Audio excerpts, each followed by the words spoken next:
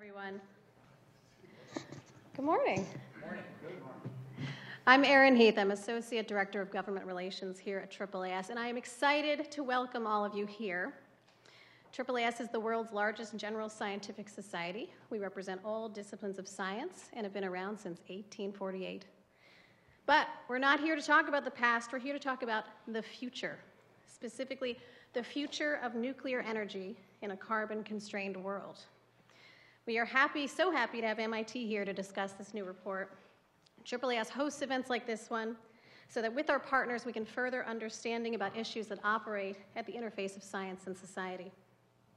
So to hear more about this 8th report in the Future of series, I now will invite to the stage the director of the MIT Energy Initiative, Robert Armstrong. He's a professor of chemical engineering. Before helming the Energy Institute, Bob led MIT's Department of Chemical Engineering, and he's won a number of awards for his research, which focuses on energy, the rheology of complex materials, and polymer fluid mechanics. Bob, welcome.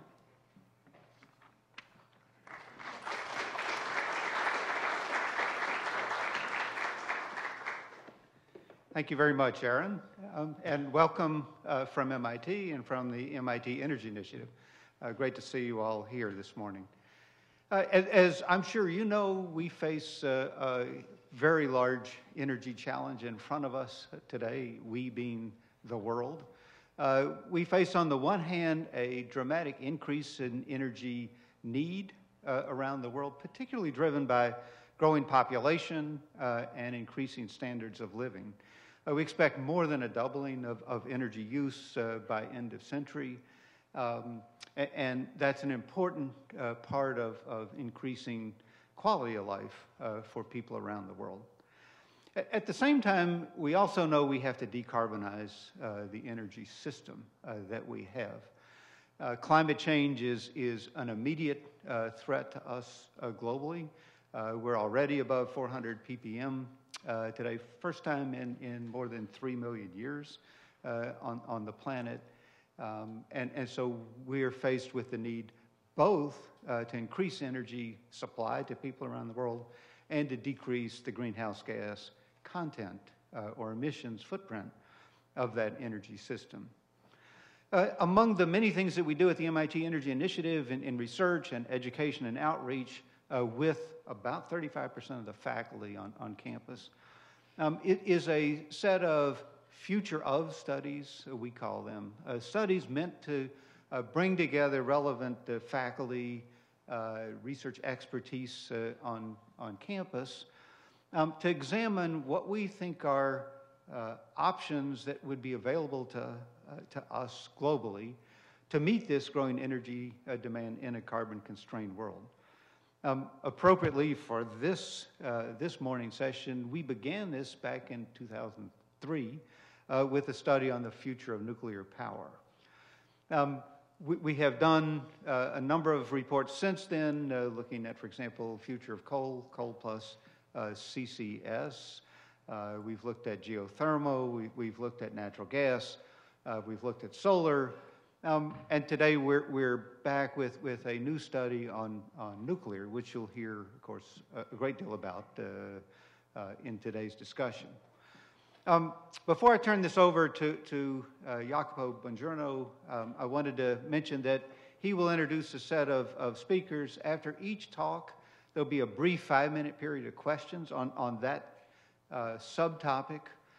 If you would, for that 5-minute Q&A session, if you have a question, go to one of the mics in the 2 aisles here to ask the question.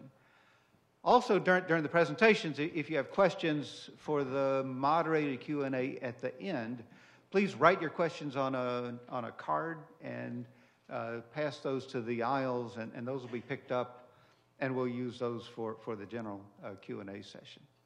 So with that, I'd like to turn the session over to Jacopo Bongiorno. He is Associate Department Head in Nuclear Science and Engineering at MIT. He is also one of the co-chairs of this study, and he'll introduce the speakers from here. Jacopo. Thank you, Bob. Good morning, everybody. I hope you can hear me well.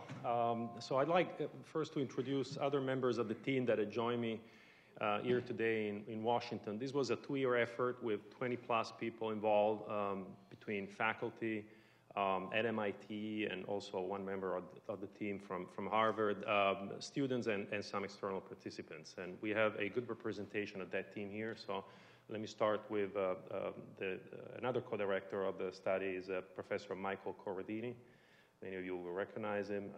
Dr. David Petty was the executive director of the study.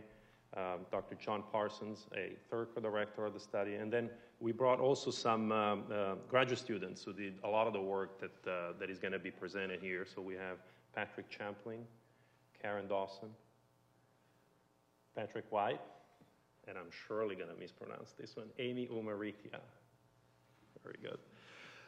Okay, so let me start with the title of the study. As Bob said, it's the future of nuclear energy in a carbon-constrained world. The words were chosen carefully and deliberately. We said nuclear energy, not nuclear power, because while the focus of our study was certainly electricity and power, we also look at opportunities in non-electricity applications of nuclear.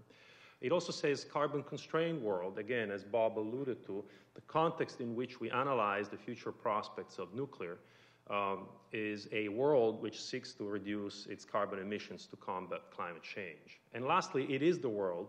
We took deliberately a global perspective because the nature of the problem that nuclear can help to address climate change is global, and therefore we took that perspective, not just the US. So the study delivers 4 messages. The first is the single most important opportunity for growth of nuclear energy on a global scale is its potential contribution to the decarbonization of the power sector. Now, certainly, individual countries will find other attributes of nuclear attractive where it makes sense. For example, reduction of air pollutant, or fuel diversification, or even some national security questions. But we think that carbon is king, again, on a global scale. The second message is there are several factors hindering the growth of nuclear, again, on a global scale, the most important of which we think is cost, and in particular, the cost of constructing new nuclear power plants. We spent in this study a great deal of time trying to understand what the cost drivers are for new nuclear plants and also identifying project management practices and technology innovations that can drive down those costs. And so that's the third important message is we think that there is a potential to reduce the cost of new nuclear through innovation and better project management policies. And number 3, while industry has to pull its act together, so to speak, and start to deliver new nuclear power plants on time and on budget, we think that there is a big role for the government to play in terms of creating new energy policies that put all low carbon or zero carbon energy technologies on a level field. Also reducing the age-old issue related to spent nuclear fuel disposal. And lastly, and importantly, support for development and deployment of new nuclear technology. So those are the 4 messages, and you'll hear sort of the analysis and information that justifies those 4 messages. The report was released on September 3rd, and you can download it at the MIT Energy Initiative. There are also some hard copies available in the room or just outside, so please feel free to grab a copy. Since the report was released, we have presented its findings in Europe 3 weeks ago. We are here in DC today and tomorrow. There will be a presentation in Tokyo at the beginning of October, and we are now in discussions with folks in South Korea and China for additional presentations over there. So again, if you think about the global nature of climate change and the global nature of the nuclear enterprise, it is important that we engage in a dialogue with stakeholders everywhere, not just in the United States. In his introduction, Bob mentioned the earlier Future of Nuclear Power study, which was conducted at MIT in 2003, at that time under the leadership of Professors John Deutsch and Ernie Moniz.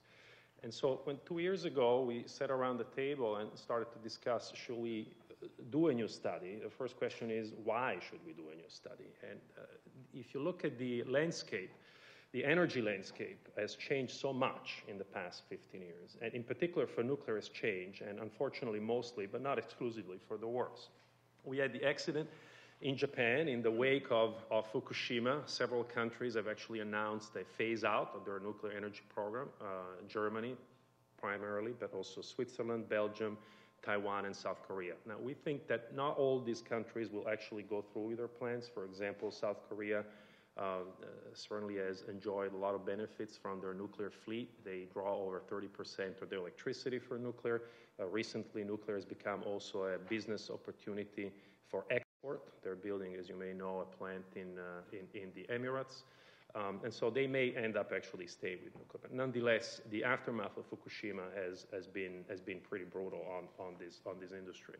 The single most important factor that has occurred, so to speak, between 2003 and now is, however, the competitive pressure from cheap natural gas. This is true in the United States, but if you look at natural gas prices also around the world, they've come down quite a bit.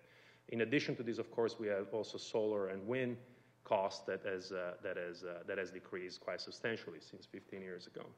There are also some political factors in the United States, but also abroad. Some plants are being shut down mostly for political decisions. But the single most painful category is what I refer to as self-inflicted wounds.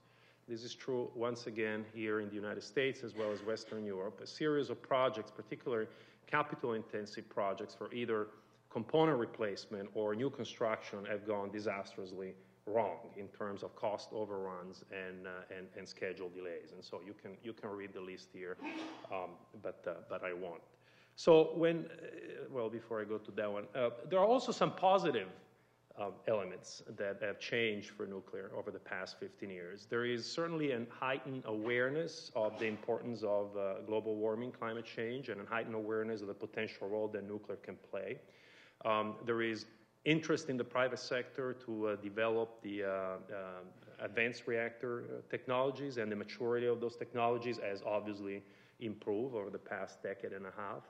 And lastly, here in the United States, Congress seems determined to see the U.S. regain technology leadership in nuclear. So all of that goes, of course, in favor of nuclear. But if you weigh the pros and cons, we think that in Western Europe and in the United States, so in the West as a whole, the nuclear industry is frankly facing a little bit of an existential crisis. We realize that these are strong words, but we think that the starting point for any serious scholarly study has to be facing reality in the eyes, and this is unfortunately the situation, at least in the West, not so in Asia.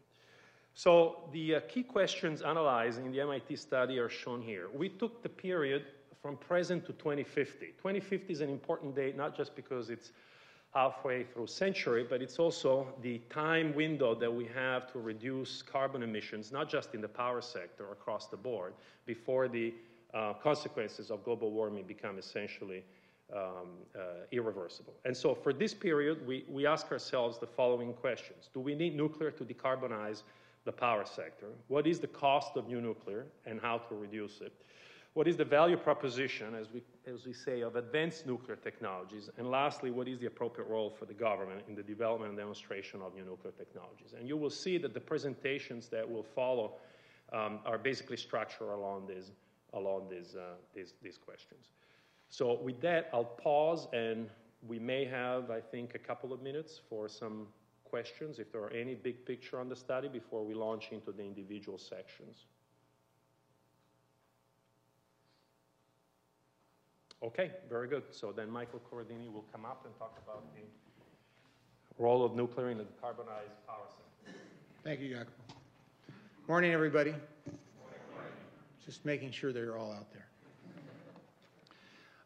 So I'm going to talk about the first part of the study. I'm given the chance of doing this in a short amount of time with a lot of graphs. So like a good engineer, we're going to have some fun. I will point out, though, that I want to give credit to the students. Karen Dawson is here, and Nestor Sepulveda is not with us today, but both of them were extremely important in doing these analyses. So I'm here talking about them, but when you get to the tough questions, we'll pass it on to them. So the first thing is scalability. There were a couple of studies done internationally that we found that asked the question whether nuclear was scalable. That is, if we want to engage it and intensify installation of nuclear technology for nuclear power, is it doable? The way we approached it was to ask the question, can nuclear be deployed as quickly as coal, gas, or even the renewables? And so we did a series of calculations, again, thanks to some students assisting us.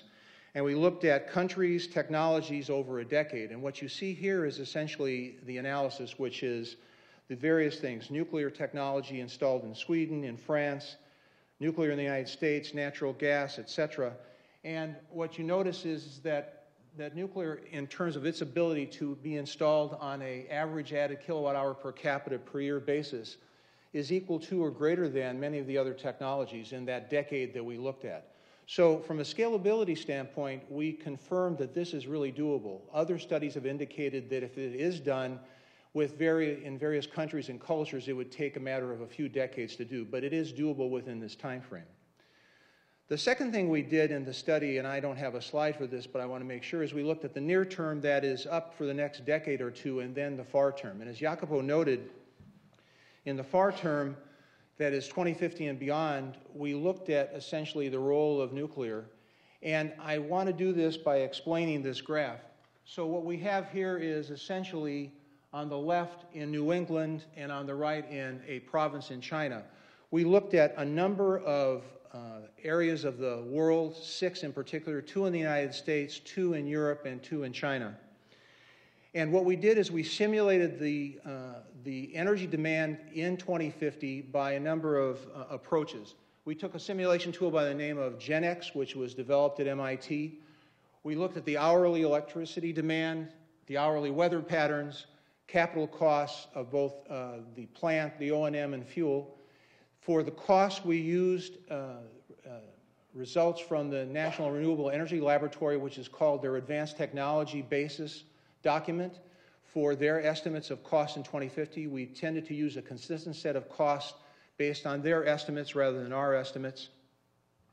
We then also looked at backup and storage capabilities, ramp rates, costing of ramp rates. All this was put into the simulation model, and we looked at these 6 regions: Texas, ERCOT, New England, ISO, 2 provinces in China, I'll show you one example of that, and France and the UK. And what we found in all of these cases is an interesting result, which is that excluding nuclear energy tends to drive up the cost of electricity. On the bottom axis here, on the left for New England, on the right for China, are emissions. 500 grams of equivalent CO2 per kilowatt hour is essentially business as usual. If you look on the average throughout the world today, that's kind of the approximate release of CO2 into the environment based on electricity production.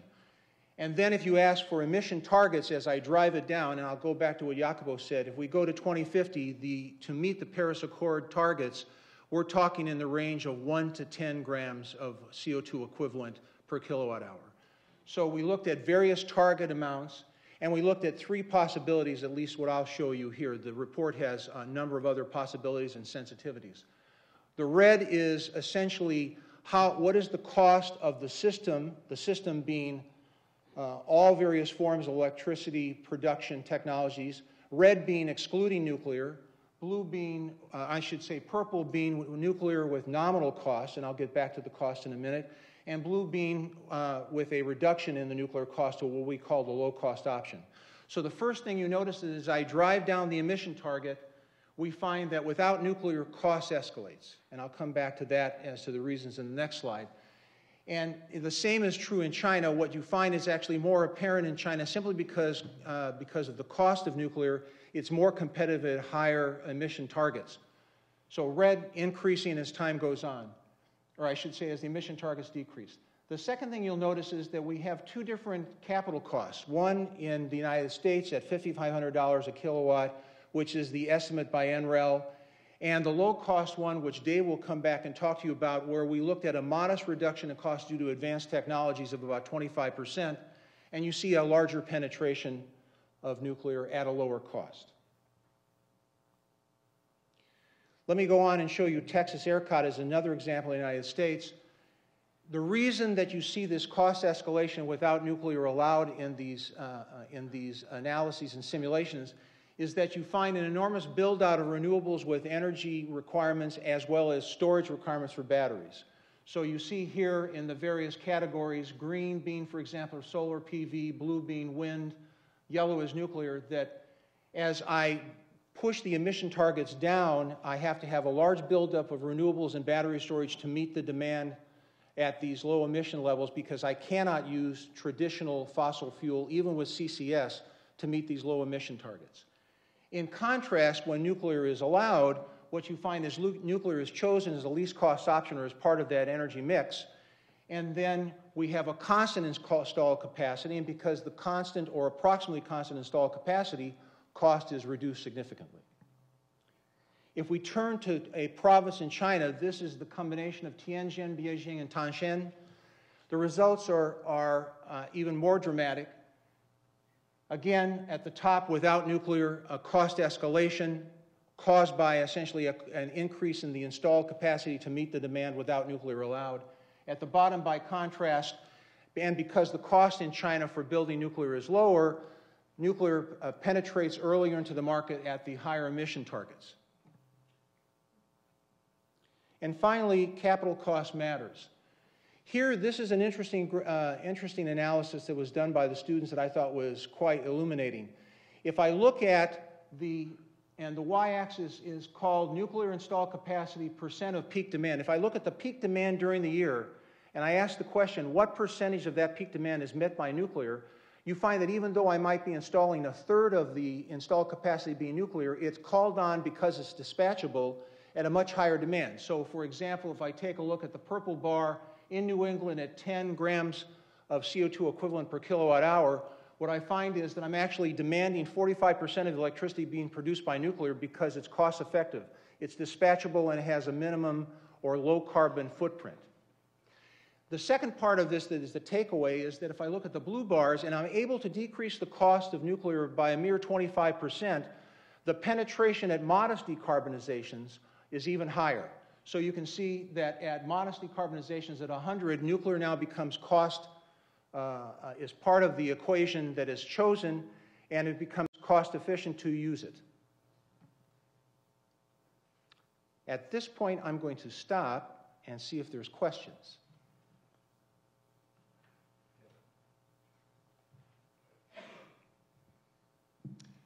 What technology assumptions were used for estimating all of those costs? In other words, a lot of articles on solar and wind talk about the fact costs have come down and look at advanced technologies saying there will be more storage at a cheap price, etc. Was that factored in? The answer to that is yes. Let me answer it in two parts. One, there is slides that we have as backup that I'll get to, but I'd rather wait till the end of the Q&A to show you the slides. We use the NREL estimates for the United States. As I said, it's called the Advanced Technology Basis Study, and that was for 2016 estimates.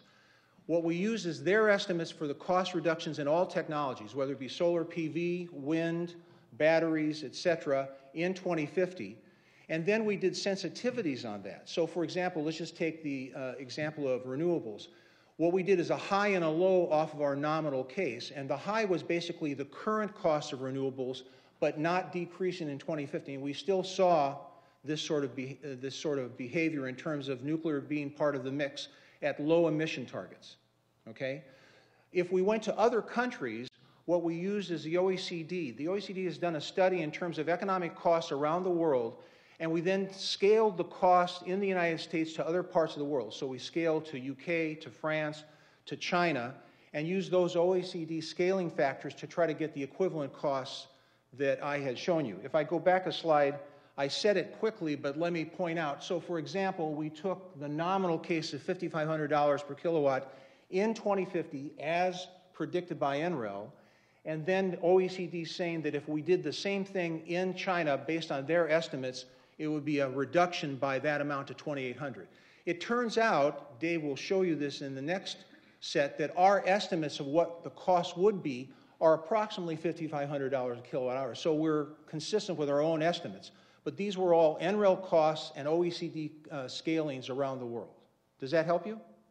Yes. Other questions?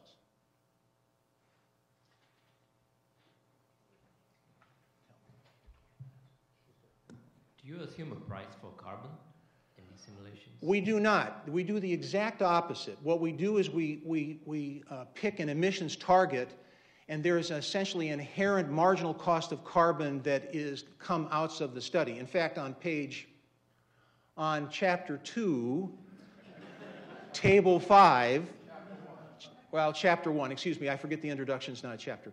Chapter 1, Table 5, we actually have the marginal cost of carbon that results from the emission target. So if you think about it, you can think of it as at 500, we're kind of business as usual. If I go down to 100 and I see what is the change in cost, I can then get a marginal cost of carbon with each of these incremental reductions, okay? And so that's the way we did it, by pushing down the emissions target, and it comes out as a marginal cost of carbon. Does that help? Other questions? I'm getting pretty good. If you ask a real tough one, we're going to go to Karen. I have one. So if you look at some of the deep decarbonization scenarios, why do you stop at still positive emissions? Did you do any negative emission scenarios or even zero emission scenarios? No, we didn't. We didn't. I know what you're speaking of. We felt this was, well, let me answer from a personal standpoint. This is not a team answer. This is a personal answer. It seems to me that it's going to be enough of a stretch to get to the Paris Accord constraints, which depend upon country based on the agreements, but are somewhere in the range of 1 to 10. So we felt we wanted to anchor it to something that is historically out there that we can point to and estimate it off of that. And that's where we picked 2050, and that's why we picked those targets. We could have done more, but we chose to anchor it in that regard. That was a choice of the team. Personally, I think it's the only way you can do it. It's going to be very tough to even meet these.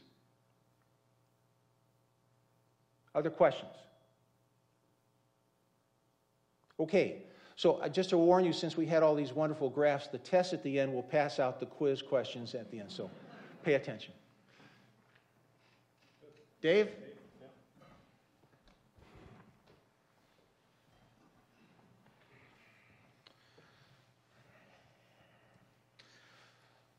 Okay, let's turn a little bit now to cost.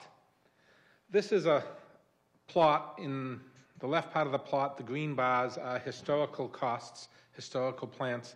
The blue ones are new, recently completed, proposed or under construction.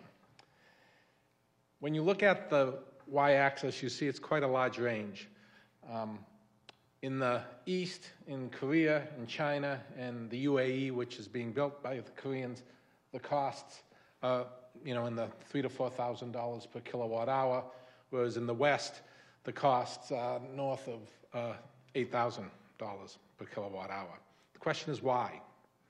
So we spent a lot of time digging into that. We interviewed both the failed projects and the successful projects, and our recommendation was that we needed an increased focus on using proven project and construction management practices to increase the probability of success in the execution and delivery of new nuclear plants. What was striking to us in the interviews was that when you talk to the projects that had trouble in the West, they were exactly mirror images of the successful projects in the UAE or in Asia. And so we had a number of sub-recommendations that what we need to do to get the costs in line. Many of them have to do with the design phase of the project, making sure that the design is complete, making sure that you have fabricators and constructors on your design team early so that you know that what you design can be built. This was not done for certain projects. Some of them have to do with the structure of how you set up your contracting structure and your team, making sure that everybody has skin in the game, making sure that the process can deal with and adapt quickly to change, because change is inevitable in something as complex as this. And if your system doesn't, it just drags out. And as construction schedules drag out, you're paying interest, and you've got a lot of people on the site that are not being productive. And finally, we said you really need to have a proven NSSS supply chain and workforce. that there have been problems. There's been an atrophy in the West because we haven't built a plant, whether it be in Europe or in the United States, in 30 years.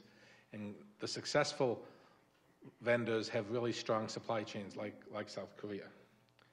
We then moved a little more deeply and broke down the cost into a number of bins shown here in the pie charts for AP1000, APR 1400, which is the Korean light water reactor that's being built, and the EPR, the European pressurized water reactor. And we find remarkable similarities when we ask them to bin their costs in these pieces of the pie. First, notice the NSSS, the nuclear island equipment in the dark blue.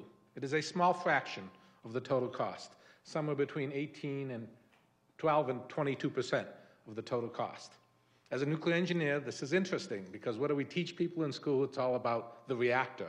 Well, in fact, the cost is not driven by either the NSSS nor the turbine building, shown in red. It's everything else. The large piece of the pie is yard cooling and installation. This is the civil works, the buildings, the site prep, all of the things outside the reactor that house the reactor. And so this is where we think cost reduction needs to take place. It's the largest piece of the pie, and it's where you can get the best leverage. So we looked at a number of options to reduce cost. The report talks about, I think there's a dozen or 15 different technologies we looked at. These were the top hitters in terms of how we thought we could reduce cost. First, we said we have to shift away from primary field construction of cumbersome, site-dependent plants to more serial manufacturing of standardized plants. Note here in red, this is directly from the report, this is true for all plants and all technologies. We feel that without these inherent technology features, we will not get the level of cost reduction necessary. So this is sort of a cross-cutting theme. It cuts across all the different types of reactors, and it's where the greater leverage is. The first thing is we find that the lowest costs are on sites that have standardized units and multiple units on that site, so that you can set a team and they can start construction on the first unit and then evolve to the next unit and to the next unit. This has been the case in the ABWR build-out in Japan, in the UAE, and in Korea. Very successful model. If you stretch the builds out too far over time, the people get promoted, and you're starting again with a new workforce. So there's a strategy in terms of timing. We also looked at advanced technologies to help with some of these civil works and buildings. One is seismic isolation. It's used extensively in Europe. French PWRs are seismically isolated. The South African Coburg plant is seismically isolated. In the US, the rule is in draft form at the NRC. And we make a strong recommendation to please finalize that so that we could actually seismically isolate. It would make the plant more site independent and reduce the cost. Seismic is done usually very late in the design phase. It's incredibly cumbersome, difficult, and is not as optimized as you might think because you're late in the design phase and it's so cumbersome. So seismic isolation would help really integrate and optimize that into the design. We spend a lot of time looking at concrete. I joke as a nuclear engineer, I learned more about concrete than I ever really wanted to, but there are all sorts of innovations in the world of concrete. There's self-consolidating concrete. There's concrete that doesn't have rebar, but instead has steel pieces of filler that make it stronger. There's these composites here shown, steel plate composites, 2 steel plates with concrete in between and crossbars. Those were used in AP1000 and are being used in many light water reactors under construction today. There's a whole array that can reduce the amount of time it takes because pouring concrete is one of the most cost-intensive activities on the site. The guys who build the formworks, it's the largest single craft on a light water reactor build. And again, none of that is allowed in the nuclear concrete code, so we make a recommendation to please do that so that we can take these innovations from these other industries and get them into nuclear. And finally, we spend a lot of time talking about modular construction and factory fabrication. We spend some time in the report looking at the labor rates around the world, and you find that they vary significantly in the West versus the East. And the productivity of the workforces vary significantly West versus the East. And so we recommend that in places where labor productivity is low and labor rates are high, that modularity and factory fabrication are a way to reduce the costs.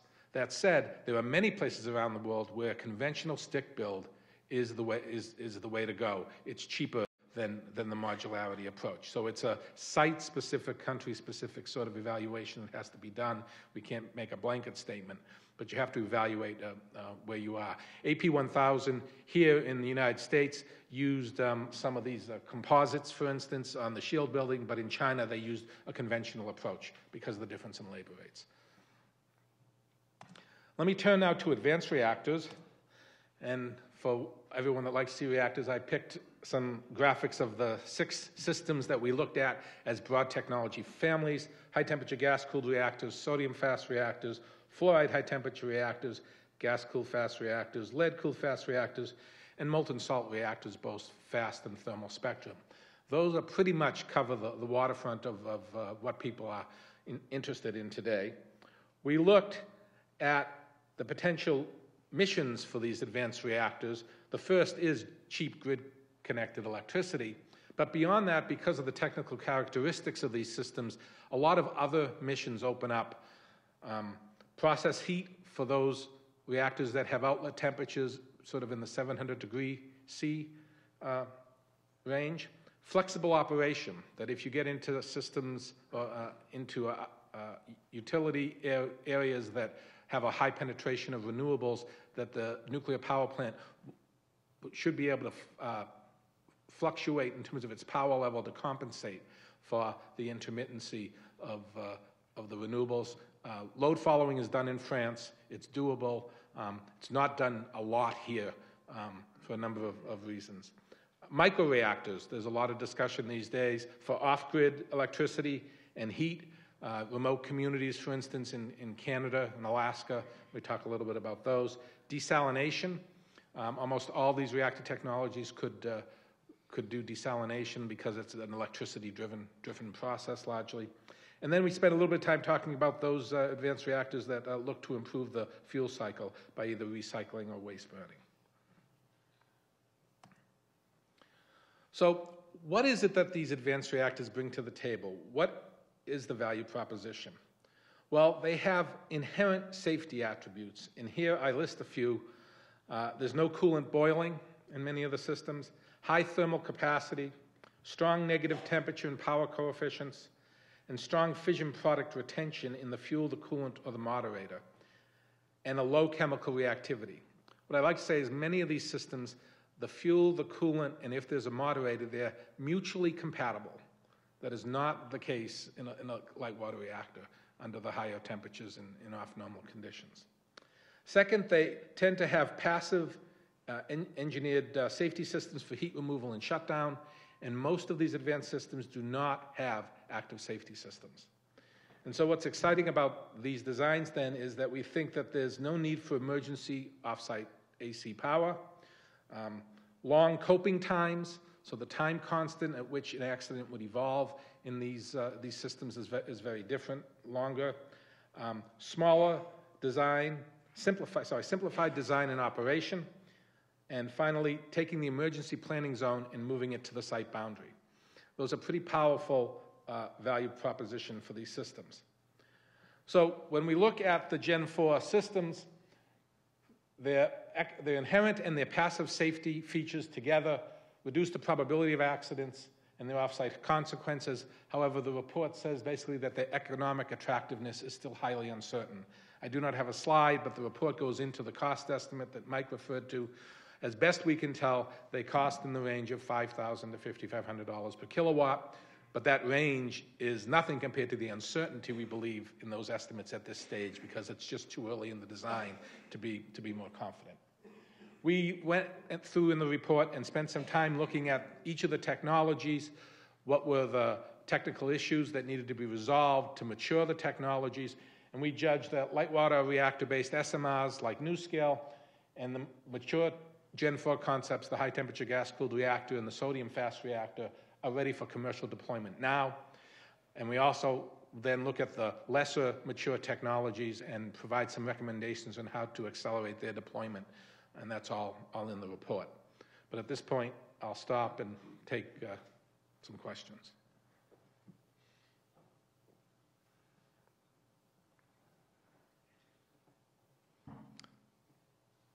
Okay, then John, you're up.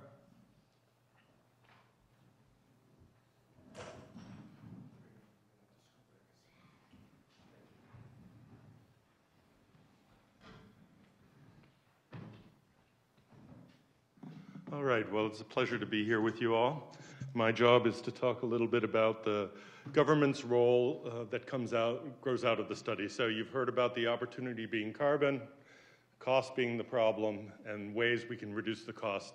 So when we looked at what the government's role should be, it's really shaped by those things. What should the government's role be, given that that's what we see as the opportunity, given that that's what we see as the challenge.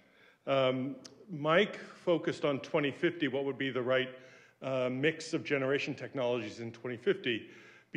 We also have to get somewhere between here and there. And so one of the issues has to do with the existing reactor fleet. As opposed to building all new reactors out in 2050, we are endowed with a set of reactors now. There are big problems, as we've identified, in costs of building new reactors, but we already have a set of existing reactors. And those reactors we demonstrate in the research are in fact the cheapest way to make initial steps in decreasing carbon. They're in place, and if we want to keep reducing carbon, we need to keep them in place. So we mentioned that they are the lowest cost form of constraining carbon emissions. We put some numbers on that. So for example, a $12 to $17 per megawatt hour credit, think of that as a carbon price, is enough to preserve many of the plants which are currently threatened in the marketplace by the economics. And of course, several states that have been trying to develop strategies for reducing emissions, like Illinois and New York and New Jersey, have found it, as they've confronted, how are we going to reduce our emissions going forward, leading to 2050, they found it essential to hold on to the existing reactors that they have in their fleet, and so they've implemented policies to do that, like zero emission credits. So that's important for the carbon objective, but it's also important for a long-term strategy for maintaining nuclear as an option, holding on to the workforce that you have, the technical expertise, and the entire infrastructure. I want to just take a moment with an audience like this to sort of explain this paradox that we have, that on the one hand, these nuclear reactors are not earning enough of a profit in the marketplace so that many of the owners of these reactors are saying, we need to close them down. And on the other hand, we're saying, wait a second, they are the cheapest way of reducing emissions. So that sort of is a little bit paradoxical, and I just want to explain that paradox, and this chart is meant to explain the paradox. It's a chart that describes the economic situation of a reactor. Let's say the numbers are roughly what would be true in the state of New York. So what we have here in red is the revenue that would be earned in the energy market, plus the capacity market for a reactor, roughly in the area of $35 a megawatt hour would be the revenue they would be earning. And the dashed line is the cost of operating that reactor. So we set it above $40 a megawatt hour. So that reactor is losing money and would choose to shut down.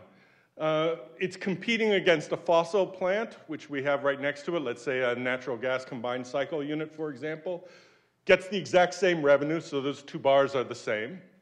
The state of New York is a part of the RGGI system, so there is a small price for carbon in the state of New York. So that fossil plant, the purple angular lines there, is the reduction in the revenue, sort of the net revenue, after paying for your carbon emissions from the fossil plant. But that fossil plant has much lower costs, and so it is profitable, right? And when we look at the third bar there, the blue bar, that's the social cost of carbon translated into a $1 per megawatt hour calculation for the state of New York, as they did when they set their zero emission credits. So there's something in the neighborhood of little more than $20 a megawatt hour that ought to be charged for carbon if we were pricing it appropriately. So that's a much bigger differential than what is being charged for that fossil plant. And that's a differential that would easily, if paid, keep that nuclear plant profitable. And so that's what we mean when we say the opportunity is carbon, and you can see that in the marketplace right now. If we paid for the low carbon electricity, the value of it being low carbon, these plants would stay open. But currently we're not paying that value. And that's also what we mean when we say that's the real source of the problem for the existing fleet. That $23 cost of carbon, dollar per megawatt hour, is a very significant amount. So looking at the existing fleet, but also looking forward, that brings us to our first way of thinking about what should the government be doing to address the problems that have been identified. So I'd say the first thing we need to do is improve the markets in which in which nuclear power plants are selling their product, in particular the electricity market. So there are just several different ways of saying the same thing. Decarbonization policy should create a level playing field that allows all low-carbon generation technologies to compete on their merits. Right now, that's exactly what these efforts in the states to create zero-emission credits are trying to do. Previously, the states had renewable energy policies that focused on wind, solar, some biomass, and other technologies, and adding in zero-emission credits is recognizing that nuclear also is a low-carbon technology. So and we need to ensure technology neutrality in our capacity markets as well.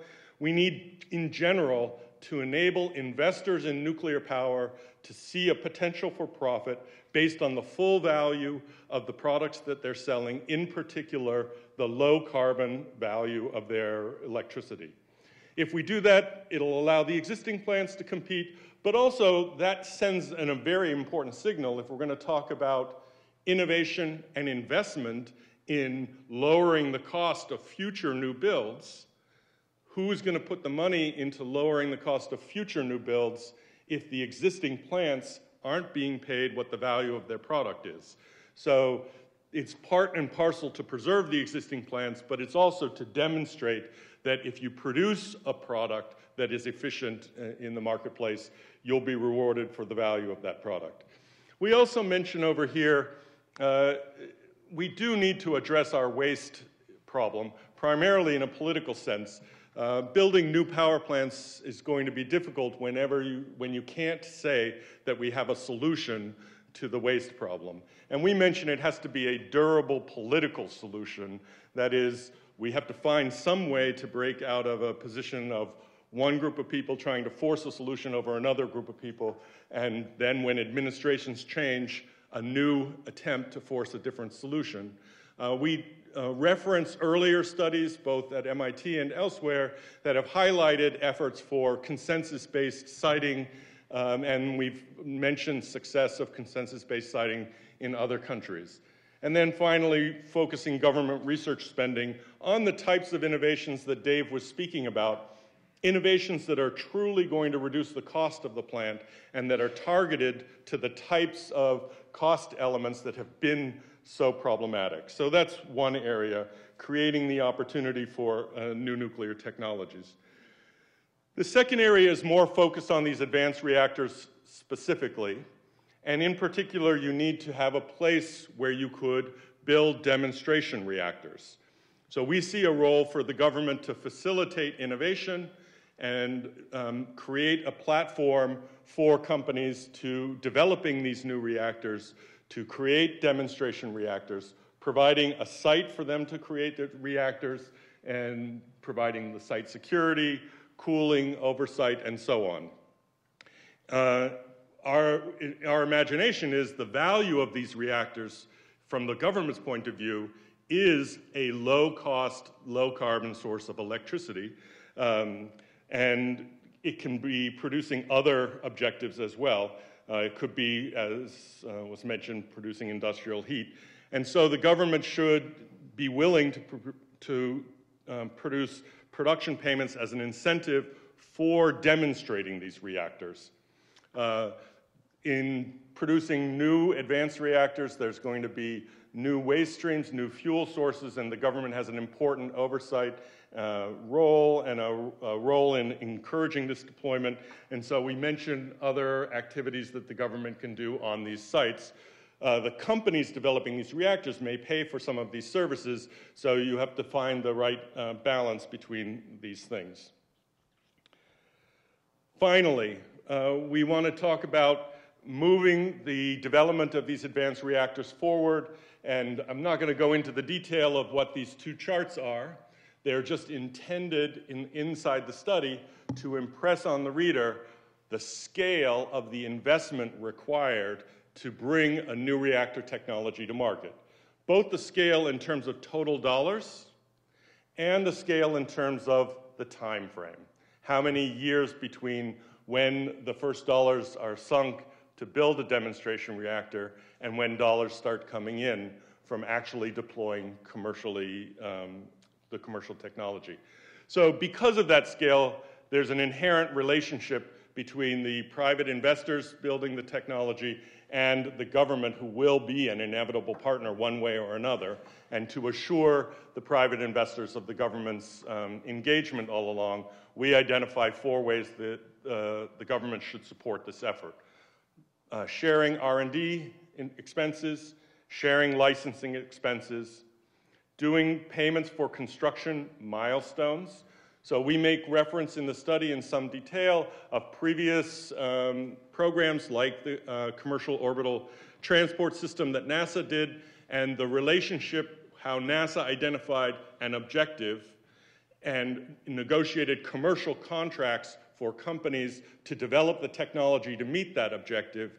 And in those commercial contracts, there are a set of milestones, or were a set of milestones that were laid out. Some companies succeeded in meeting those milestones and received their payments. We identified that some companies didn't meet the milestones and therefore did not receive the payments. And so we still believe that there's a role for the type of cost reductions we're talking about here for the private investors to be the agents for driving down costs and for identifying what are the most successful technologies for producing at a low cost. But there's also a role for the government to play in supporting that engagement. And then finally, the 4th lever that we identified is production credits. These were our assumption is that these are production credits to reward a demonstration reactor, to help bring a technology to the table. Once the demonstration reactor is successfully working, it will receive some payments for producing electricity thereafter. We are not talking about production credits to reward the ongoing deployment. As I said earlier, all of the technologies should be competing in the marketplace to provide low-carbon electricity, but we're talking only about rewarding for developing a new technology and making it available to the marketplace. But a payment that's a reward for performance is still a very effective way for the government to be supporting that type of activity. So those are our 3 types of ways for the government to be involved. I just want to highlight once again the 4 messages that Jacobo did at the beginning. The opportunity is carbon. The problem is cost. There are ways to reduce it, and government help is needed. And then I want to highlight the whole team, not just the members who are up here. As Jacopo said at the beginning, there are 20-some people who are working on this over 2 years. It was an amazing effort by a large number of people. And as well, I want to highlight our sponsors who made the study possible in the first place, for which we're very grateful. So with that, I'll stop, and I can take questions on this segment, or we can then transition back into the larger.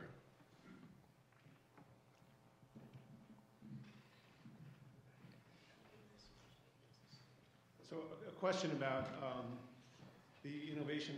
If the problem is cost, and the reactor is a small part of the cost, what's the rationale for moving to the newer designs? Is it you mentioned some, or the previous speaker mentioned some other attributes, but those were not translated into cost. Right, so you highlight a very good point, and it sort of reinforces what Dave said earlier. We don't think that the advanced reactors necessarily give you a lower cost.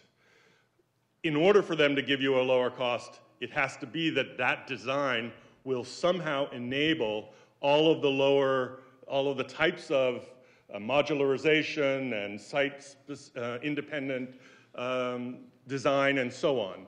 But that could be something that comes out of these advanced reactor designs. So we think you should be open to which type of reactor could succeed in driving down costs. So that's one thing.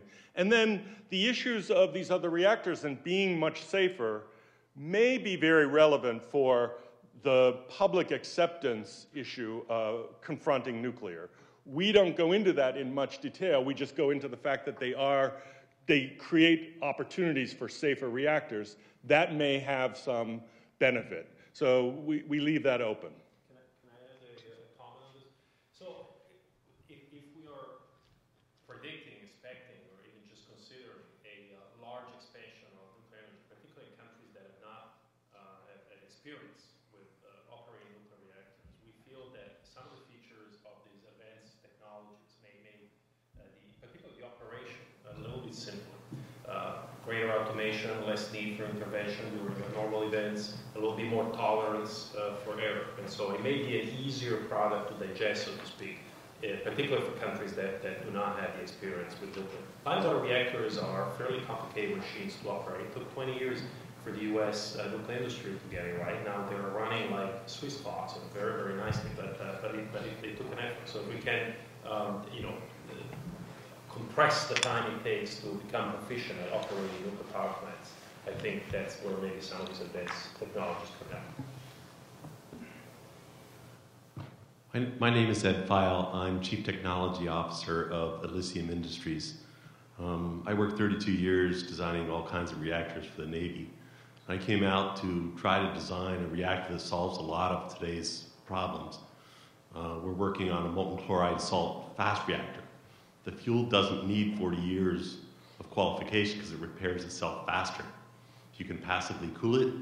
It's low pressure, so low cost, has no reactions with water or air. But specifically to address the questions of the waste that everybody is concerned about. The intent is to consume spent nuclear fuel and plutonium as the primary fuel source, which is much less expensive than HALEU. Solves the waste problem for people, solves the plutonium problem for people, but we don't have policy surrounding access to those materials for fuel today. We're talking about doing policy for HALEU. There has been a solution for the waste in the IFR and PRISM and stuff for decades now, and we haven't gone down that route. And now we're trying to reduce the cost even further relative to even the PRISM designs because we don't have to remanufacture solid fuel all the time.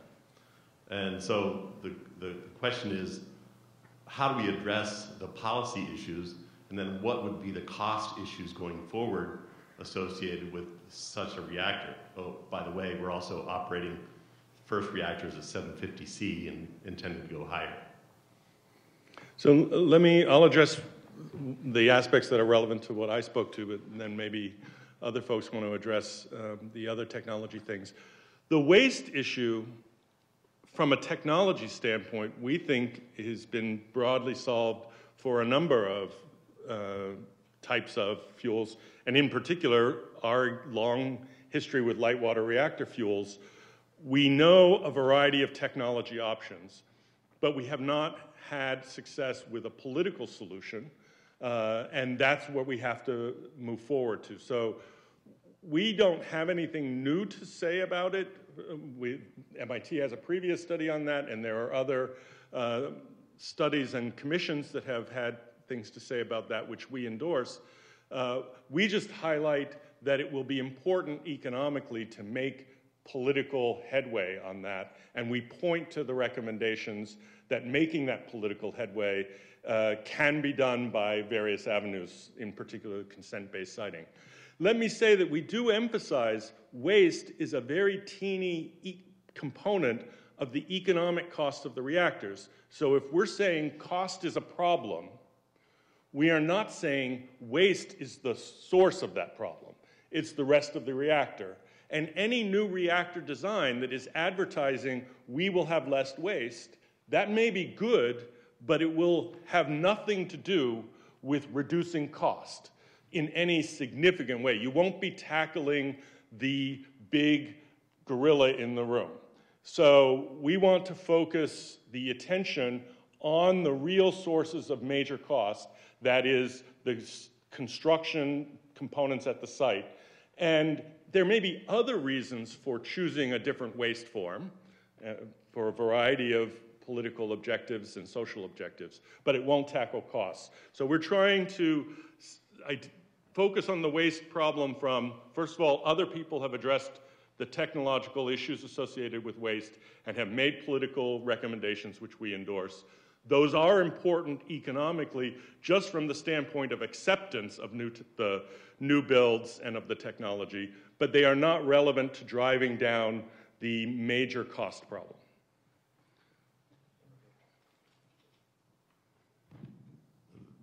You're right about the waste not being a significant cost, but the existence of the waste drives up the cost of nuclear in the United States, around the world, because people are afraid of it. And that is a cost factor. Mm-hmm. Sure. Morning, Andrew Patterson with Verdigris Capital. I'd like to get the panel and you, John, to talk a little bit about risk, financing risk, not just cost. Because the majority of these plants and the current fleet were financed in regulated rate territory. Understand the need to talk about markets and costs. Maybe you could flash back to the slide about your 4 levers. Is there a 5th lever that explains why we're only building reactors in rate-regulated space, why we historically have only built them in rate-regulated territory? Because at the end of the day, most of these plants are going to be financed with debt, and the debt doesn't want to see volatile pricing. They want to see dispatch preference, and they want to see regulated rates. Yes, you have to address cost, but don't you have a 5th lever? Couldn't you do an appendix in your report about the impact of rate regulation as a 5th lever? Sure. So definitely risk is a big issue.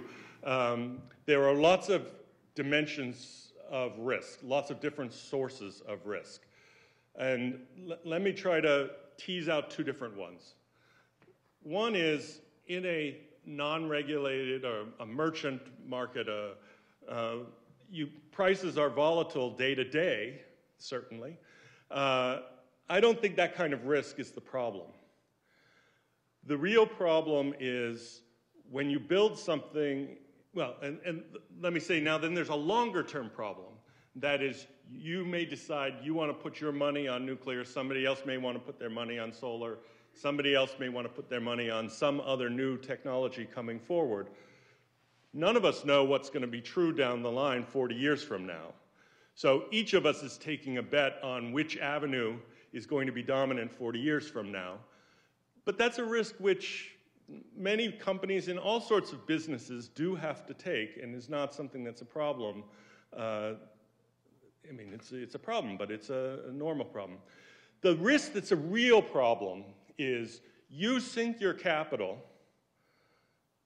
based on the way the market is structured now, based on the politics now, and then once you sink your capital, society decides the next day, or 10 years from now, that you're not going to be allowed to get a return. We have governments that are closing down plants that are in existence because they don't want the nuclear at all. It doesn't really matter whether you're running a market that's what we call these wholesale electricity markets, or you're a rate-regulated market or some such thing. If society is saying we don't want it, they're going to find a way to shut it down no matter what. You talk about rate-regulated markets being the only place we have new builds. I want to emphasize, I don't think you're going to have many new builds in rate-regulated markets if we don't tackle that cost problem. But so we did focus on the kind of risk that I was identifying. That is, the government does need to be a partner. We talked to a lot of investors to talk about these new reactors, and each of them is worried about making a big investment today to build a new reactor where it's going to have to be true that 30 years from now, the government will still believe that it's okay for them to sell electricity from that reactor. And that's why in identifying these kinds of levers, we're trying to say these are the ways the government can be a partner in the development of these new reactors that will demonstrate to investors that that risk is lower. So we are claiming that this is the type of arrangement, and we emphasize construction milestone payments are a commercial arrangement. You would sign a contract at the beginning of that. So that's something that a company can bank on, so to speak. The production credits, similarly, if the company can succeed in building the thing and can succeed in producing the electricity. So the payments are contingent on performance, but the payments have a backing that can be banked on. So maybe there are others who want to say something about the risk. I'll also say that there are a lot of technologies and just construction methodology overall that are important in reducing costs, of course, but really have a big focus on reducing risk. So like SMRs, for example, small modular reactors, have a big focus on reducing risk to kind of spread out the investments. Construction methodologies such as, for example, modular construction focus initially on reducing costs, but if it's not implemented well, it can, of course, increase risk. So a good methodology is rather than at first implementing, going in with 200 modules right off the bat, you start off with 20, maybe increase to 50, and then 100, build up. Less risky approaches like that have, with that technology in particular, been successful with ABWR builds in Japan, as opposed to the AP1000s in the US went straight in. And so we saw how that had issues.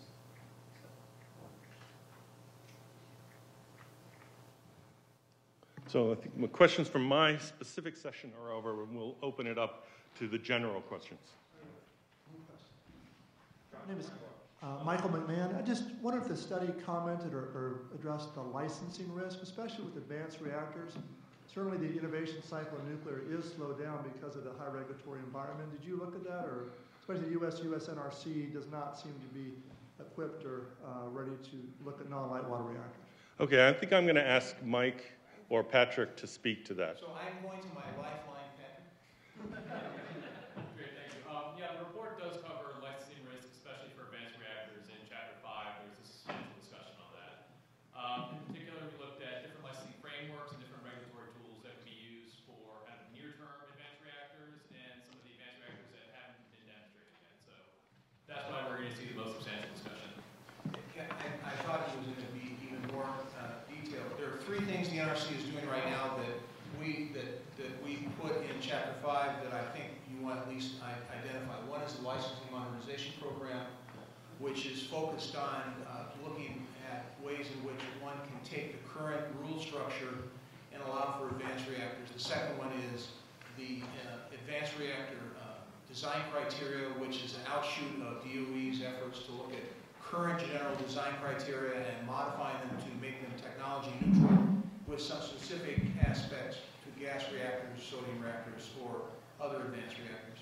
And the third is addressing certain policy issues. In front of the Commission right now is questions related to emergency planning, the emergency planning zone, security, and staffing. Because many of these small modular reactors, regardless of technology, it doesn't really matter the technology, are looking to have smaller staffs, hopefully showing, because of their passive safety nature, source term and thereby reducing the source term and reducing the emergency planning zone. And those all figure into, I think, what Patrick is getting at. Yeah, the biggest takeaway from the regulatory review for advanced reactors is that if we try to reinvent the wheel for advanced reactors. Actually hold the microphone. Okay. People on the webcast. There we go. That a little bit better? Perfect. The biggest takeaway for advanced reactor regulation is that if we try to reinvent the wheel in how we regulate these advanced reactors, it's only going to slow down the timeline. Trying to create a new section of the Code of Federal Regulation that specifically addresses non-light water reactors will be extremely costly both in political capital and in time. If we try to come up with brand new rules for individual reactor technologies, what works now may not work in 10 or 20 years. And so really it's how can we use the existing tools and the existing methodologies to try to license and regulate these reactors. So we're going to enter the general Q&A now, and we have one more question on this, but before we do that, I want to remind you to write questions on cards, hold them up. If you don't have a card for a question, we can get one to you. If you raise your hand, we'll get one to you. Also, for those watching on live stream, you can send questions via Twitter. Use hashtag MIT Future of Nuclear Energy, and we're happy to take questions that way. So one more here. Craig Pierce, the American Nuclear Society. I think my question is relevant to this current section. In the report, you discuss the need to harmonize consensus codes and standards. Can you talk a little bit more, elaborate more about the thinking on that, and specifically its relevance to reducing cost? So that section of the report really is based on some of the work that Bob Budnitz has done out in Berkeley. And it was looking at how the licensing and the regulation of a nuclear power plant is largely based on individual field-specific consensus codes and standards. So you'll have an individual code and standard for pressure vessels, for piping. You'll have one for concrete, one for steelworks. And while each one of these codes is valid and is based on the expertise of those in the industry, a lot of times you'll have overlap in what types of design margin they assume, in what types of boundary conditions they assume, and there isn't necessarily a clear delineation so that you get a holistic view of what nuclear safety looks like. So one of the recommendations in the report is to have a more concerted effort for the consensus codes and standards to communicate what are their assumptions, what do they consider, so that we don't have either excessive margin in some cases or maybe sometimes an underdesign of some advanced reactors where there was a gap in what one consensus code and standard assumed versus another. The classic example is it's great to have a well-designed piece of mechanical equipment inside the building, but if the building collapses due to a seismic load that was unanticipated, no matter how well the mechanical component was designed, it's not going to survive that. Good, so keep writing those questions down and hold up your hands when you have one.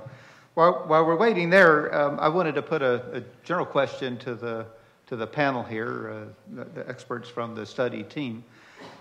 Just to ask, I mean, we have on the slide here the main takeaway messages. As you went into this study a couple of years ago, and now you come out with the final report, what surprised you as you went through the study? So what's the biggest surprise buried under those items that you didn't expect when you went in? Jacopo. So Bob, maybe I'll start. So for me, there were a couple of surprise moments for sure. They've been touched upon in the presentations.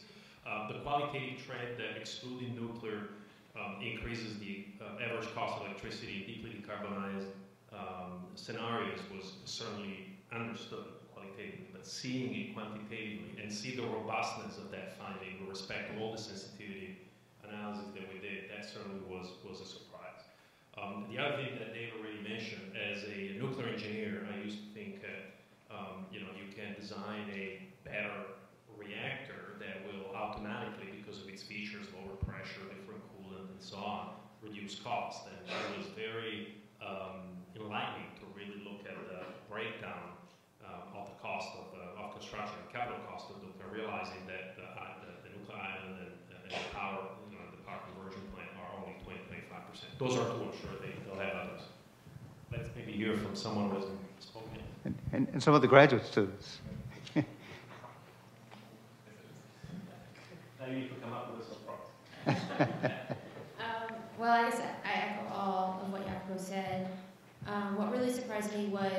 when you look at the sensitivity studies in the report, the scenarios that are least sensitive to cost are the ones when you look at the scenarios with a lot of nuclear in it. And I think that speaks to, as you go to a deep decarbonization level, you have a lot of uncertainty in the renewables and storage costs, and you see it dramatically because there's just so much installed storage and renewables. Since you have the mic, do you want to say a few more words about those sensitivity analysis? Exactly what did you do?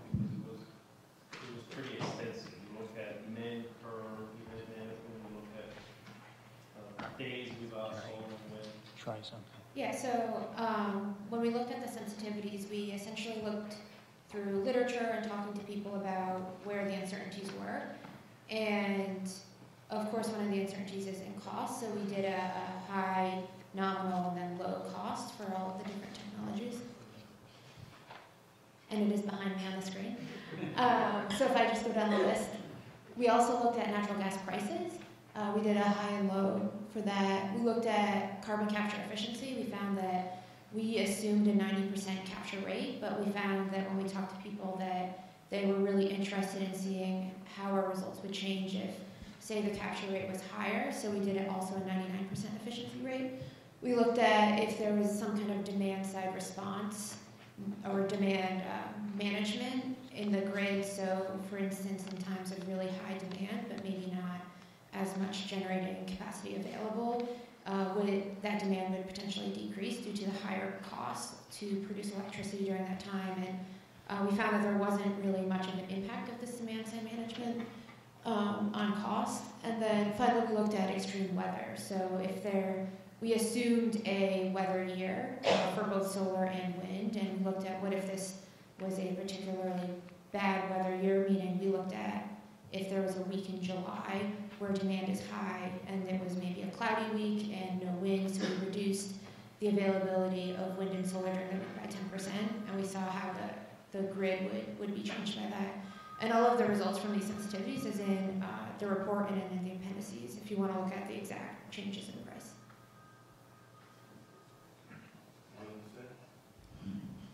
I guess the biggest surprise for me, I came into this without really much experience at all in the nuclear field. So your standard public person, I got perspective. And it was shocking to me how, not necessarily biased, but how much we haven't really focused on agnostic technologies in government policies. So the fact that renewable portfolio standards are focused on renewable energy as opposed to clean energies was a big shock for me, especially considering the emphasis that climate change is taking on in debates in the public sector right now, and why our policies aren't reflecting that. So that was pretty interesting for me. Here's a question from someone in the audience about whether or not the study addressed the effects on cost of lack of experience and the learning curve. I mean, what's the cost to us of not having done a lot of nuclear in recent years? So we do talk about the atrophy of the supply chain and its impact on cost. And we also talk about learning, and learning can be a 20 to 30% reduction in cost. In fact, it doesn't get a lot of press, but of the 2 units being built at Vogtle, the second unit, Unit 4, is coming in at, I think, it's a 25% lower cost than Unit 3. But all you really hear about is that it went bankrupt. So they were seeing learning, which is what you would expect on the second unit, like is done we've seen in Korea, in the UAE, in Japan. And one quick note I wanted to say on that too is really the most important thing with learning, and you can look wherever it's happened, it's always the same people, which makes sense, but it has to be the same teams who have done it before and not just the same company. And so second units, as he was saying, will typically see the best results. So here's a question for the students. Why study nuclear science and not something sexier like battery storage or smart grids or next generation solar? And second part of the question is, what will you do with your degree in nuclear science and engineering? Can we object to the definition of sex? No? Okay.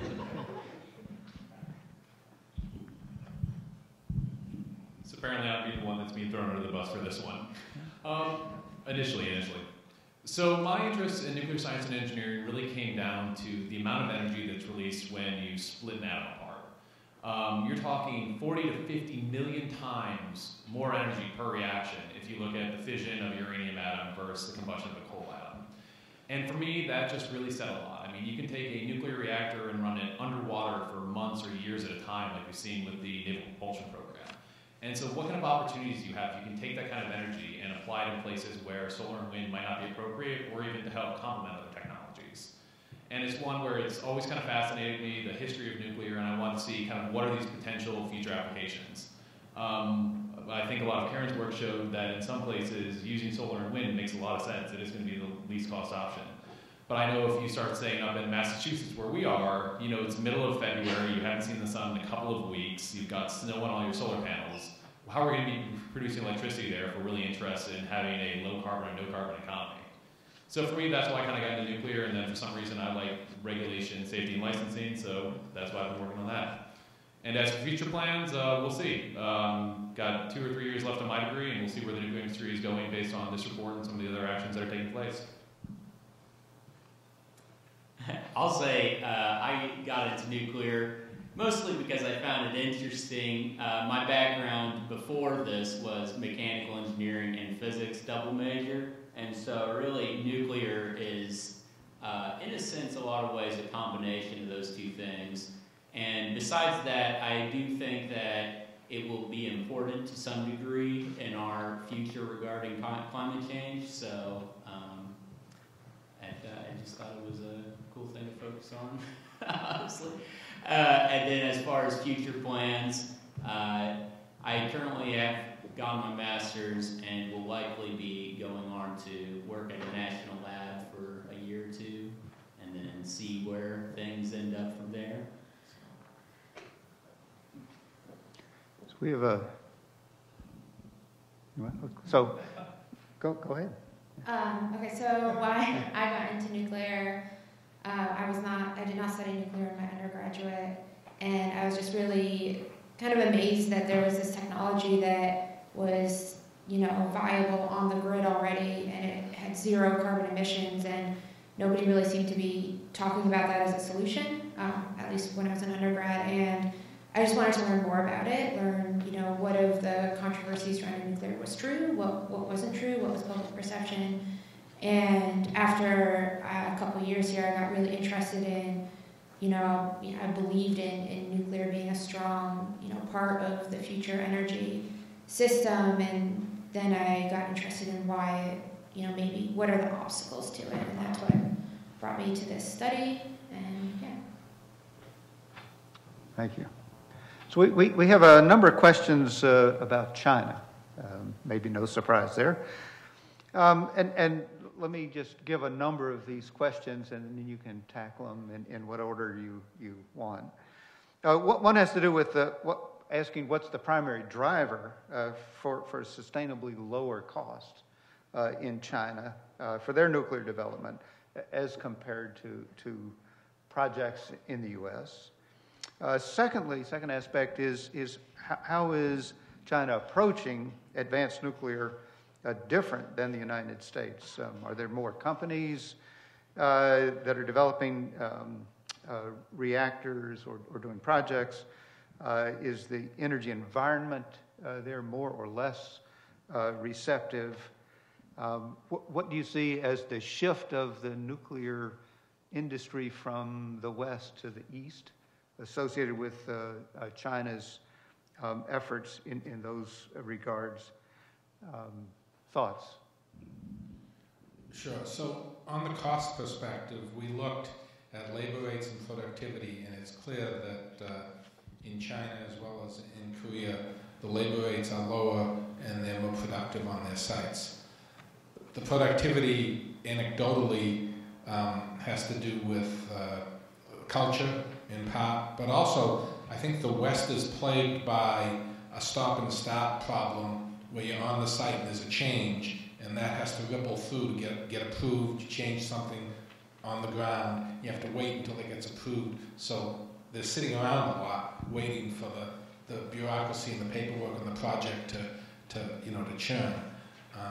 But there's also a couple studies that have looked at productivity across sectors and regions and conclude that productivity is higher in Asia than it is in the West. And in particular, there's in the report we cite, construction productivity in the United States has actually barely moved.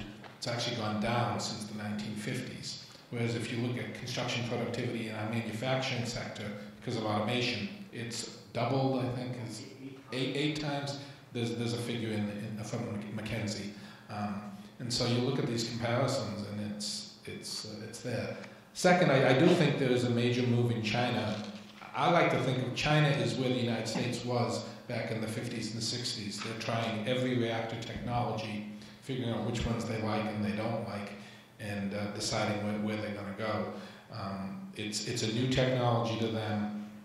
They clearly want to, improve the quality of life of their people, and they see nuclear as an important component, I think. Dave, I want to go back to the first part of your answer. We did, in the report, quantify the difference in capital costs associated with the differences in labor rates as well as productivity between China and the United States. And we quantify it with a number that is about $1,000, maybe a little bit less per kilowatt. So that explains part, but not the full delta that we're seeing in the delivery of these new plants. And I think the other thing that has been alluded to, but it's important to repeat now, is that China, like Korea, they've been building plants continuously for the past 30 years. So the atrophy that we're seeing in the nuclear industry in the West is certainly not there in China. And we think that that's a big part of their success.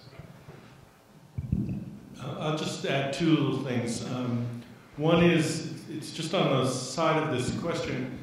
We make an emphasis in the report, it was alluded to it earlier, that this is in a global context, but in particular, the market for electricity is going to be growing dramatically, but much of that growth is overwhelmingly going to be in non-OECD countries. So if we're going to be talking about a future nuclear industry from a US perspective, it's going to have to find a way to be, to some extent, an export industry or a part of a global value chain. And we also emphasize that there's now competition as a vendor from many different countries. So you're really talking about a different landscape. No matter what would happen, you're going to see many more reactors being built in other countries. That's just going to be a fact of the scale of economic development globally. So that's one thing. But the second thing I would just say, it's said in the report, you do have to be cautious about some of the numbers you see coming out from various places. It's very easy to quote a number. It's very hard for us to validate some of the numbers. So I just need to throw that in there when we're making some of these cost comparisons. We're very careful to do that in the report. But you still need to carry forward with the conversation, but you shouldn't lose sight of how little we really know about the true costs in many countries. If I could, I think John made the last point that's very important, but I go back. We had interviews with Japanese firms, and I think the one thing that Jacopo said that we keep on saying is, and I'll put it in the simplest terms, practice makes perfect. When the Japanese went through their BWR construction, they continually standardized the design. They built the same thing again and again and again. The crews were similar again and again and again. They moved from site to site. If you now look and turn it, and we won't talk about China because we've already discussed it, but we turn to Korea and KEPCO and what they're doing. Again, the same practice, standardization, same technology. It's essentially a combustion engineering technology that they licensed and built from in the APR 1400, and that's now what's being done in their country in Shinkorri 4 and 5, and now it's being done in Baraka 1, 2, 3, and 4. And they're also planning from an export standpoint, as John has pointed out, in looking at Saudi Arabia and other countries. So it's that sort of environment we see. So here's a question that goes at the pie chart we saw a little bit earlier about how the costs are broken down.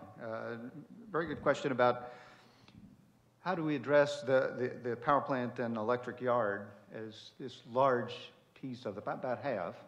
Another aspect of that would be is that pie chart divided the same way in different parts of the world? In some of these parts of the world where costs seem to be much lower, have they carved down that big piece of the pie? What do you think about that? It's a bit reminiscent of, in solar, the fact that the balance of system seems now to be the big cost, and we grapple for ways to drive that down. How's nuclear doing it? So, if I understand the question, those percentages are based on, you know, the overnight costs of those three systems. Where AP 1000 is let's call it what it should cost without all this escalation. It was I think it was $6,000 a kilowatt. And the EPR, and the Koreans, we did not ask them for their absolute data. We asked them to please bin and put them into percentages. So they were they didn't know why we were asking what we were asking.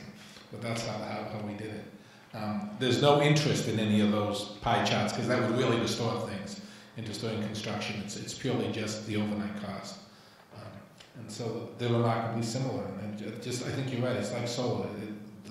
The everything else is really important, and we just think it hasn't gotten the attention that it deserves.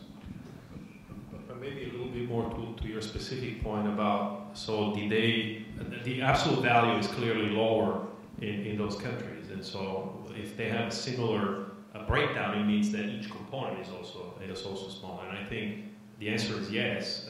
The installation and management of the construction side we already talked about, but also a mature supply chain is probably capable of delivering components at a little bit lower cost. The engineering is a little bit lower because they tend to be more standardized, so they don't have to start over. Owner's cost, particularly interesting in construction, of course, is lower because they're able to deliver on time. So across the board, probably they've executed better than in the West. Yeah. So here's a home question regarding Massachusetts and New England a little bit more broadly. What do Senators Markey, home state, think about this, and Senator Sanders, a nearby state in New England? Other reactions from Congress or from Europe? I'm not from Massachusetts. Okay. So I'm allowed to answer this one. I would venture to say, or from New England, I venture to say that I welcome the fact that those two senators are not from Wisconsin. and I would also point out, though, that I think they ask some very pointed questions that we have to be able to answer in terms of cost, in terms of safety. So although I might not agree with their conclusions, I think the questions they ask of us have to be addressed as clearly as we can. But I don't think I want to say anymore. And I'll pass it to a Massachusetts. I guess short answer, we did not brief yet those two senators. Good answer. Well, we're here today and tomorrow. We'll have a bunch of meetings on the Hill tomorrow, so other members of Congress will hear the message. But you also asked about Europe. As I mentioned in my introductory remarks, 3 weeks ago we basically presented the study in Europe. We were in London, Paris, and Brussels.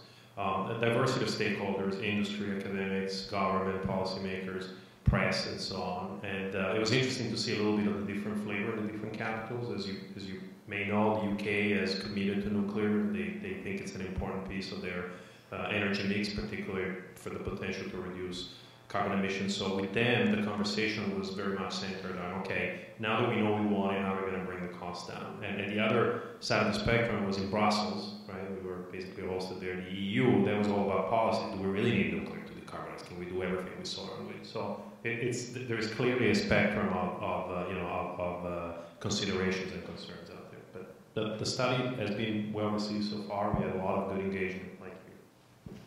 I'd like to say something as a Massachusetts resident.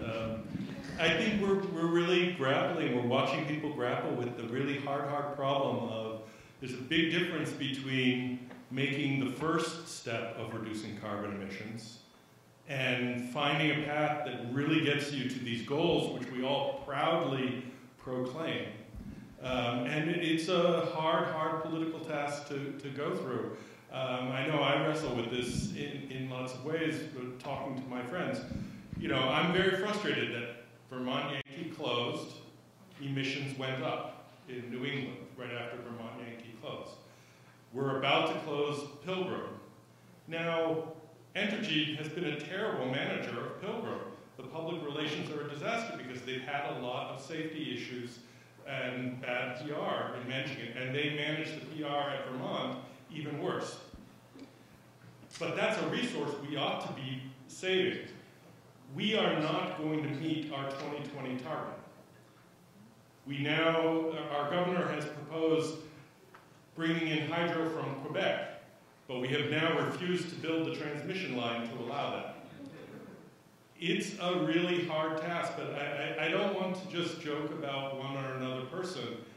It's a really burdensome task to figure out how to go. And I think, you know, Amy talked about her reaction to how people think about these things. That's something we have to grapple with. And I just want to emphasize on this study, I think we really tried to grapple with it because new nuclear plants are god-awful expensive in the United States and Western Europe. And even though somebody like me might be very open to nuclear, I'm an economist. I don't know how I can advertise it to somebody if I'm not going to stare, as Jaakko said at the beginning, the reality in the face and say, we've got to get that cost down.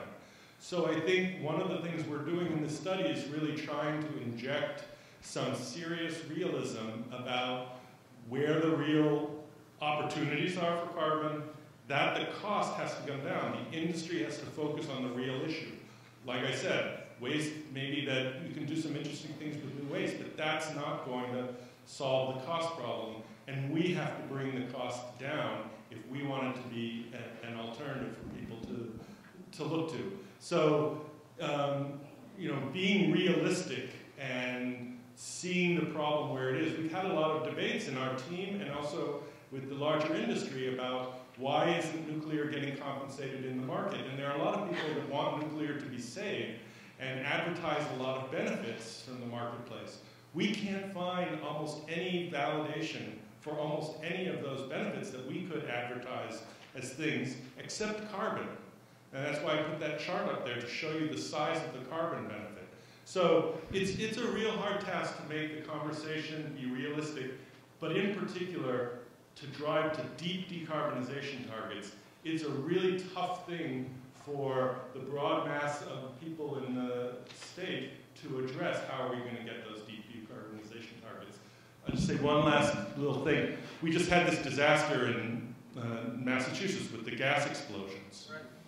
And we're going to try to now replace that so that we can get those people some heat for the winter. It's a hard problem. But I do think about the fact that if you take the amount of gas we use for home heating and for city services, you know, the classic gas service, that's more, that will bust our carbon targets in 2050. So somehow between now and 2050, we have to get out of using the amount of gas we currently use from home heating. Nobody's talking about that at all. We're just going to fix theirs, and maybe we'll transfer a few of them to electricity, but nobody's connecting up, oh, what are we going to do long term? So it's a real difficult conversation to have. So your comments about Pilgrim and the challenges with replacing that with other zero carbon sources is a good segue into the next question, which is to get to the deep decarbonization. We had a chart about this earlier, to say 1 to 10 grams of CO2 per kilowatt hour of electricity generation.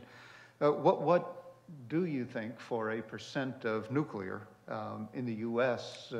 Or globally? Where do we need to go? I'm going to ask you to repeat that last question. I'm not exactly sure what it should be. What do you think it, well, what do you think it may be? So to that's get there. A prognostication that I get nervous about predicting.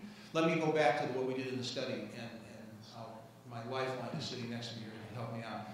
We looked at the 6 areas, 6 regions of the world. We did the simulation to try to ask the question in a green field, what would be the right mix to minimize cost? Thank you. Or thank you. And what we found is that if I want to keep the installed capacity, here we go, let's use China as an example. I want to keep the installed capacity approximately the same, which implies that therefore I'm going to have minimal increases or minimal increases in just building capacity just in case, which is what you need in renewables in the absence of nuclear. That nuclear would take a fraction of something on the order of about 30%, 33% in the China provinces. If I'm now down to, I thought Yaku was, if I go back a slide, may I go back a slide, please? So even if I look at the most renewable-friendly region that we could find in our study, which is Texas, even in these emission targets of 1 to 10, we're still finding that nuclear would have to take a fraction of something around 10 to 25%, depending upon the emission target. So it all depends in the region that we're talking about. It's kind of like real estate, location, location, location. If I'm in a sunny climate such as Texas, it's still about 10 or 25% at these targets. If I'm in New England, it's more like 33 to 40%. If I'm in the UK, similar. If I'm in China, with the lower cost, based on the estimates we have, it's a much larger fraction because now the cost competition comes in. But it's got to be part of the mix of these low emissions targets. Have I done well? I agree. Succinct. Okay. So that, while we're on this, so this looks at the role that nuclear could play in decarbonizing the electricity sector, correct? We need to decarbonize more than the electricity sector. Can you say something about what role nuclear may play in other large sectors, say transportation or the industrial sector? Industry, I think about because there we'll need heat energy, use thermal processes here. What do you see? So we did look at the process heat market in the report. Just a rough number, the carbon footprint from U.S. Industry is 20-25%. So it's not an insignificant number. And we basically look at the size of the market, and some of these advanced reactors would work very well in delivering that heat to the industry. We went sector by sector, all the way down to every plant in the U.S. that produces pulp or paper or petrochemicals and the like. We also looked at the one thing that could change the electricity demand in the country is if we really do electrified transportation. And if we go there, then these projections that based on the EIA that basically serve as the boundary conditions for our study would change significantly, and we could see some significant increases in demand if we see a more rapid electrification of the transportation sector. Dave, on the process heat, if I may add a couple of pieces of information. The starting point was the EPA database, which ranks essentially the CO2 emitters from largest to lowest in industry outside power generation. And so as they said, you basically get to see which factories or which plants are emitting most CO2 in the United States, and then systematically we went through what processes are executed in those systems, and can nuclear participate or displace that CO2. And the figure, I think, the bottom line is that we found on the order of between 15 and 20% of the total process heat market in the US could be captured by nuclear. We apply several filters, like the temperature which that process takes place, and so we made the assumption that this would be a near-term displacement of CO2, so we use the HTGR as the product, not very high temperature, 750 degrees, therefore we heat deliver that 700 or 650. We look at the size of the plant. If a plant only requires 5 or 6 megawatts of heat, probably that doesn't justify the investment of putting a reactor right next to it unless it's running cogeneration. So only larger sites may couple well with reactors. We look at the expected reliability of the heat supply from a nuclear reactor, and when you sum it all up, like I said, it's between 15 and 20%. So it's not It's not a small reactor. It's not a small market, but it's not massive within processes, at least as of today. Okay, so we have a number of questions about specific reactor types and designs. I'm going to gang a few of these together and put them out, because we're about at the end of our time, and I want to get a few different reactor comments.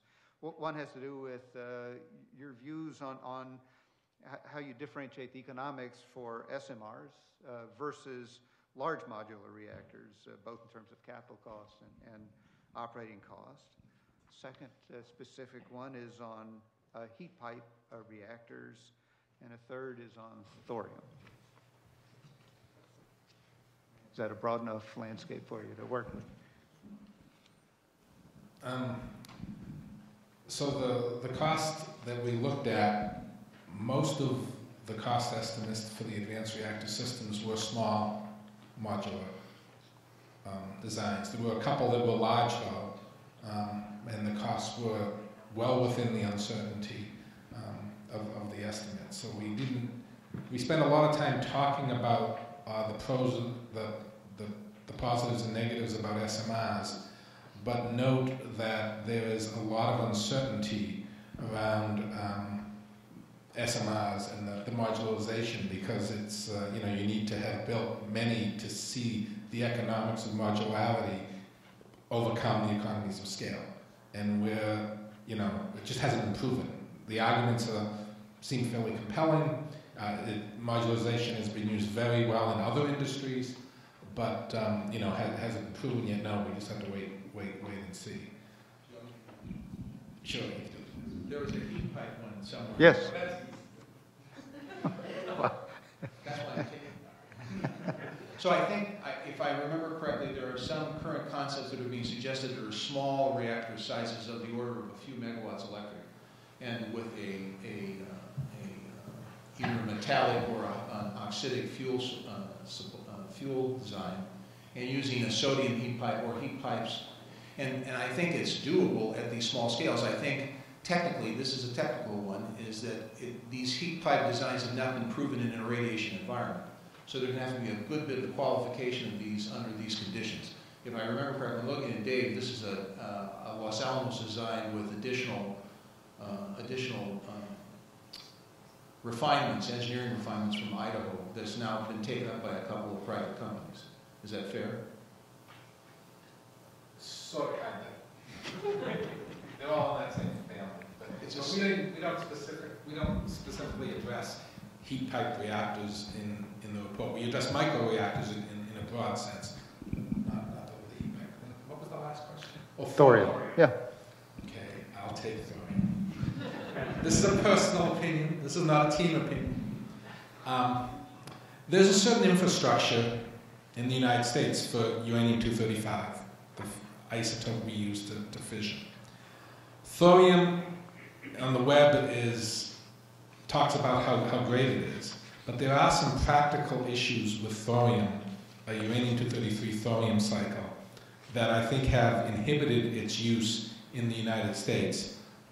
In particular, certain isotopes get bred in when you use that cycle that have a very hard gamma, and so fuel production could be very difficult because of radiation protection of the workers. If you're talking a solid fuel system, even if you're talking a liquid fuel system, depending on what you do, it can be difficult.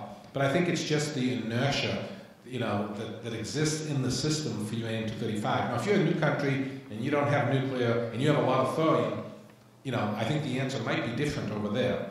But it's really, I think it's a difficult problem to supplant the current infrastructure that's really focused on the uranium fuel cycle at this point. Good.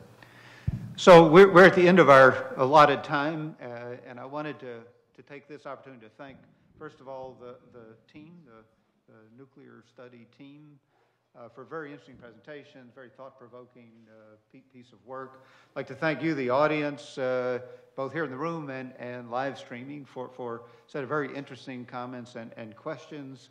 And I'd like to invite you, at least those of you here, to the outer area for some refreshments and a chance to mingle with the panel and have further discussion. Thank you all.